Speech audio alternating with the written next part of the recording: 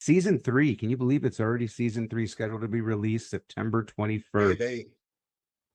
they turned it around quick. It was, the writers were on it, Sly was on it, the directors were on it. I mean, it's amazing, and it's what an experience. What an experience. Absolutely. And there's some great additions. I mean, I thought last season's additions were amazing, but this season we got Kevin Pollak, Robert Patrick. You guys went out and got the T1000. The show wasn't already big enough. Bella Heathcote, Right. Neal McDonough, and Frank Grillo also return as well. I mean, awesome additions this season. Yeah, they every single one of those guys that you named that joined the show this season have been a thrill to work with, and they bring so much to the show. I mean, it's you got so many different dynamics going on. Like, like I was saying before you went on air, it's a heck of an experience to be able to take all these different people and bring them together and tell the stories that we told. It's pretty amazing. Absolutely.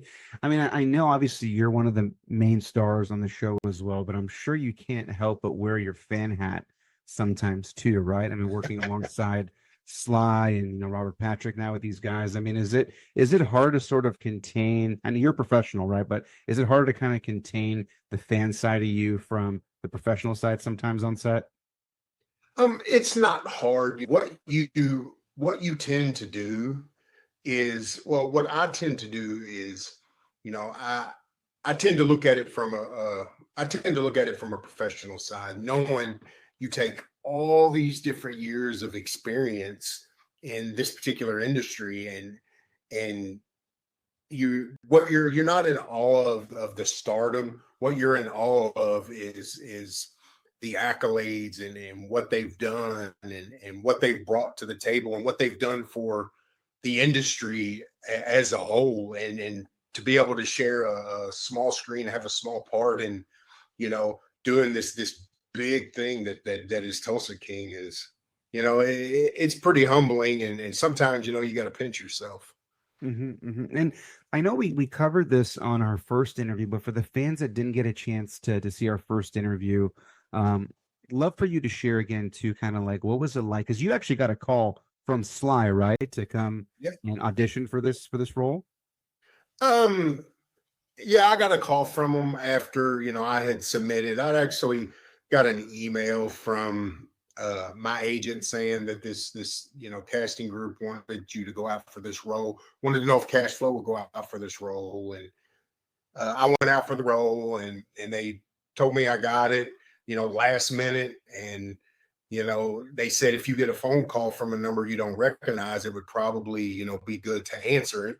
Well, about 20 minutes later, Sly called me up, and we chatted, and he you know filled me out a little bit, and the rest is history. He's such a, you know I don't even know how to explain it. The guy's, he's such a pro. He has so much experience, and I would venture to say that I'm not the first person he does, because, you know, in order for somebody like him to do what he does, he has to know who he's working with.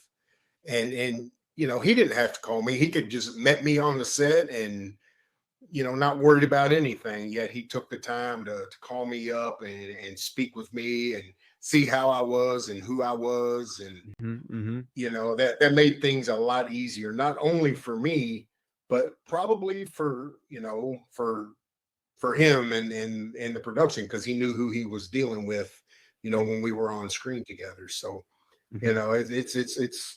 it's pretty remarkable. Absolutely. And if I'm not mistaken, I mean, the last wrestler to get a phone call from Sly was Hulk Hogan, and then WrestleMania was created after that, right? With the, with Rocky 3. I'd actually heard that story from Terry. I'd actually watched an interview that he was talking about when he got the phone call about Rocky 3. So,